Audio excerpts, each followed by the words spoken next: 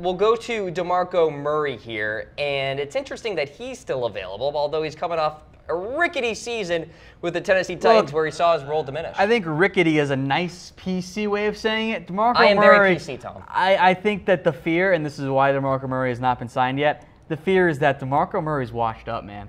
He was not good for the Titans last year. Derrick Henry looked a heck of a lot better. They still gave Murray some reps. He can still, the one, I guess, positive sign for DeMarco Murray, say against like an Adrian Peterson, Murray does bring you third down value. Now, I don't know if he's got the same burst anymore that you want in a third down back, but he can at least catch a pass. Like we've seen Adrian Peterson, even just in the shotgun, he's not quite as good, even in his prime, and even more so, more pronounced now. So DeMarco Murray, if I needed a halfback, I'd still take a flyer on him. Of all the guys we're discussing on today's show, Cam, DeMarco Murray, without a doubt, is the one guy that jumps out to me as, you know what, he's going to wait until somebody gets hurt, and he's going to go sign there. No doubt about it. We got some teams that we want you guys to take a look at. Didn't make the top 5, but here they are. Seattle, Green Bay, Buffalo, Indianapolis, and Arizona there.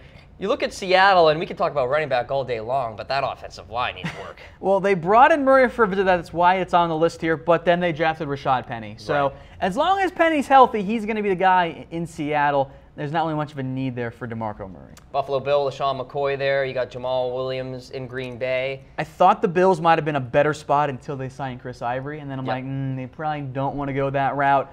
Green Bay has 3 guys, but if one of those guys get hurt, you could see him make a move for there, and I think Green Bay in general might look for one more guy if there's an injury, but I think they're going to try and roll it with the Ty-Mont, Jamal Williams, Aaron Jones trio. The Colts will kind of stick out to me as a team with a lot of young backs, but there's no vet there. Right.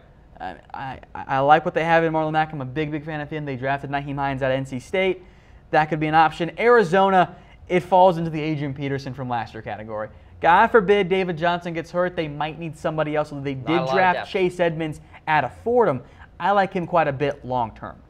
All right, so it's Seattle, Green Bay, Buffalo, Indianapolis, Arizona as the honorable mentions for DeMarco Murray. We'll get into the top 5 in a matter of moments, but first, we are presented by Man Crates. Do you know an awesome guy who needs a gift? At Man Crates, gifts are carefully curated like a museum, but actually exciting. They've got personalized barware, jerky grams, and project kits designed to delight any guy out there. The website, mancrates.com. These are awesome gifts guys love, bringing you today's NFL Daily And Talk. Father's Day is coming up, so guys, don't waste your time trying to find the perfect gift. It's already there at Man Crates. Man Crates was made for Father's Day, Cam. You can even drop a little hint to the lady in your life, end up with a Man Crate of your own. And there you go. Mancrates.com is the way to go. Let's get into the top 5 teams for DeMarco Murray. And with that, at number 5, the Tampa Bay Buccaneers. And Tom, you mean to tell me Ronald Jones can't be the guy? I do think Ronald Jones will be the guy. I am a big fan of Jones long term, but I also don't know if you actually want Ronald Jones being a 20-plus carry a guy game. He might be better off in kind of a platoon. And that's not a bad thing. I think Jones is going to bring a bunch of impact plays for Tampa Bay. But if you do have some doubts about him actually being a true workhorse type back, which was the knock in my eyes, even though I am very high on him coming out, are you going to go with Peyton Barber, Charles Sims, or Jacquizz Rodgers? I mean, it didn't work last year. I think Peyton Barber might actually be maybe the best of those other 3 guys there. That's scary. And I don't know if it's actually DeMarco Murray, but if those guys don't look good in the preseason or in training camp, the Bucs are going to consider picking up the phone and trying to go get somebody else out there. So I think it's Jones and Barber right now. Jacquizz, I think, is kind of getting up there in age. Charles Sims has not become the guy the Bucs thought he was going to be. So it's definitely not the most likely option, but just keep an eye on it as a little bit more of a dark horse fit, at least in my eyes. Yep, that's why we have him at 5 and not at 1 or 2 or anything like that. So we've got the Bucs there. Let's go to number 4 on the list here, and the Baltimore Ravens, certainly in the market for a wide receiver this offseason. They bring in John Brown, Michael Crabtree. They attempted to bring in Dez Bryant, but in terms of the backfield now, Kenneth Dixon coming back from injury, Tom. You've got Buck Allen, Alex Collins coming off a really good 2017, but with that, certainly could use a veteran in the backfield there. Yeah, again, I think that it's tricky for halfbacks because there are just so many guys out there that make a lot of sense. And I know that Cam, you weren't necessarily the biggest fan because you like Alex Collins. I like Kenneth Dixon as well. You have Buck Allen.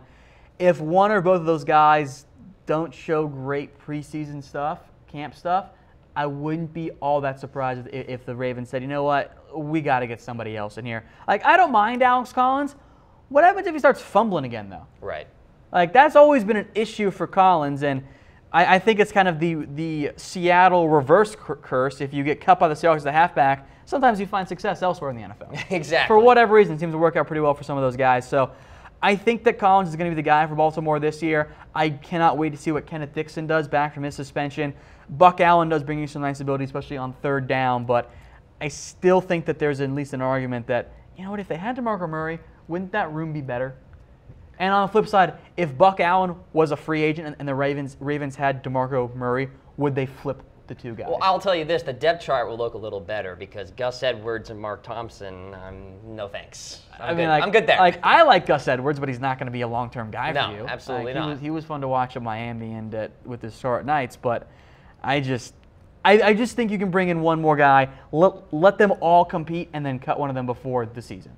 That's just kind of my mindset with Baltimore. But I'm a crazy person, so it's okay. The Ravens have an interesting backfield. It makes sense to put them here at number 4. Let's take a look at number 3 and the bitter rival, Pittsburgh Steelers. And Tom, we can look at this from a few areas here. First of all, Le'Veon Bell and this franchise tag and extension beef that's going on with Colbert, the GM, and the Pittsburgh leadership, and also just the lack of depth after Le'Veon Bell. It's another thing. So this is where I'm going to get into trouble with Pittsburgh Steelers fans because I'm not as high on James Conner as clearly Pittsburgh is. I mean, they spent a pretty early pick on him.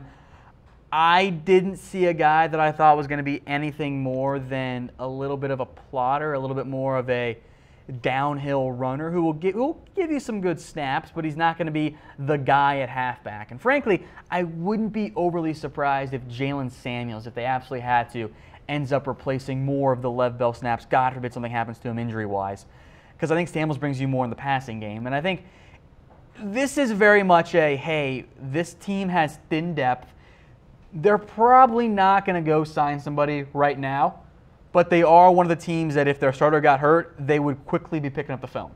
Because beyond Lev Bell, I don't like what Pittsburgh has. You're not a James Conner guy, are you? I'm not. I didn't always see it. Great story, without a doubt, but I don't know if he's the best actual football player. I do like Jalen Samuels quite a bit, but I think he's going to fit into a third down back type role, not a featured guy. So if something did happen to Bell, I think that DeMarco Murray would be like, I'll go to Pittsburgh. Because I think he'd actually be a nice fit there. Because it's not going to be Stephen Ridley or Fitz Toussaint. Well, that's the thing. The mighty have fallen there with Stephen Ridley back in the day when he was actually making plays for the Patriots. All right, so the Steelers were there at number 3. Keep in mind, folks, the Le'Veon Bell situation, because that is a very fluid one. The Steelers and Bell have essentially Bell a wants month, a lot of money. Yeah, to essentially decide on a contract extension, July 16th deadline there. Let's go to number 2 on the list, the Los Angeles Rams. After Todd Gurley, it's nobody Malcolm really. Brown and John Kelly. Yeah, out of Tennessee. Great. Yeah, I mean, the good news is the Rams are just going to give all the touches to Todd Gurley, so fantasy, there you go. Thumbs up there. The flip side is, if Todd Gurley goes down, are you really banking on Malcolm Brown and John Kelly? Like, I actually like John Kelly coming out of the NFL draft, but he slid a lot further than I thought he was going to. Is he a bell cow back, though? Not now. Probably not. Malcolm Brown, I liked a lot of Texas. I like both those guys in college, but they didn't go anywhere near as high as I thought they could go in the NFL draft. So maybe NFL teams don't think they're as good as I do, and if that's the case, the Rams got nothing there. I actually wouldn't mind them adding a veteran back. On the flip side, of course, is even if it's an Adrian Peterson or a DeMarco Murray, like, you're not going to get much work.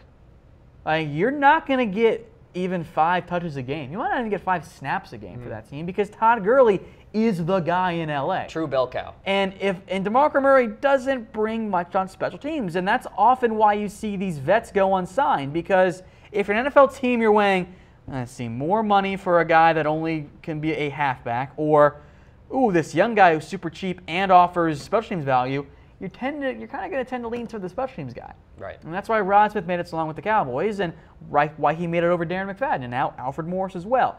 So that's a big concern there for DeMarco Murray, but just look at that Rams depth chart. That's not good, man. I mean, it's fine because you have Todd Gurley, but if he goes down, we're talking about that being the worst running back core in the NFL. You know, I think it's also, Tom, a product of them just being so active in so many other areas of that team. That's very true. Attacking that secondary there. And for good reason. Bringing in Brandon Cooks at wide receiver as well. So, I mean, somewhere you're going to find a thin positional depth chart. Here it is for them, the running back. You're going to find it on every single team because you just don't have enough money and assets to make it all work. All right, so the Rams That's are why there. parity's a thing. Yes, parity, absolutely. Rams check in at number 2. With that, let's go to number 1. We've got the New Orleans Saints. And first of all, we got a suspension to monitor here with Mr. Mark Ingram for those first 4 games. Then he comes back, and, you know, who knows what kind of shape he'll be in, but maybe as a third running back, DeMarco Murray could be a guy. I mean, first off, the Saints have said that they're not going to sign anybody at halfback. They say a lot of things. To which I say, we'll see. Because you're telling me you're going to roll into the year with Boston Scott, Daniel Lasco, Jonathan Williams, and one of the Edmunds guys from VT? Okay. Yeah. We'll see about that one. So I don't know. I think they said that for now to not lose any leverage. But I think if you're the Saints, you're going to give those guys a chance in camp, and you're going to go, maybe we do need a vet. Because they've also said they're not going to increase Alvin Kamara's touches. Or his carries, at least. His touches won't increase that much. His carries might. They so will. You still need another back. Is that going to be Boston Scott? Is that going to be Lasco? And I guess it's a big question what happens when Ingram comes back, but they wanted to do the three-headed thing last year. They wanted to do Kamara, Ingram, and Peterson. Now, frankly, I think Kamara was even better than they thought he was going to be, and Ingram didn't miss a beat again in limited snaps there. So I just don't quite buy the Saints saying, nah, we're not going to add anybody. So I think if we get to camp and maybe Lasco, it still looks more like a third down back only, and Boston Scott doesn't even make the roster potentially, and Jonathan Williams continues to have his up and downs Trey around Edmunds the NFL. Out of Virginia Tech. I just think DeMarco Murray makes a lot of sense. Even if it's only the 4 games, bring him in and then cut him if you absolutely have to do that one. That's kind of the way I go about it, Cam. But I am also a bit of a crazy person. So you doubted me that he went to Virginia Tech. I kind of did because you doubted me. Didn't I was you? like, wait a minute, he's from the University of Maryland. Yeah. It's like, is there another Trey Edmunds out there? There's multiple Trey Edmunds. Oh my God. Okay. All right. So the Saints are there at number 1, and we'll just say this about DeMarco Murray: it's going to be the waiting game, and I think it might be waiting even more so than Dez Bryant.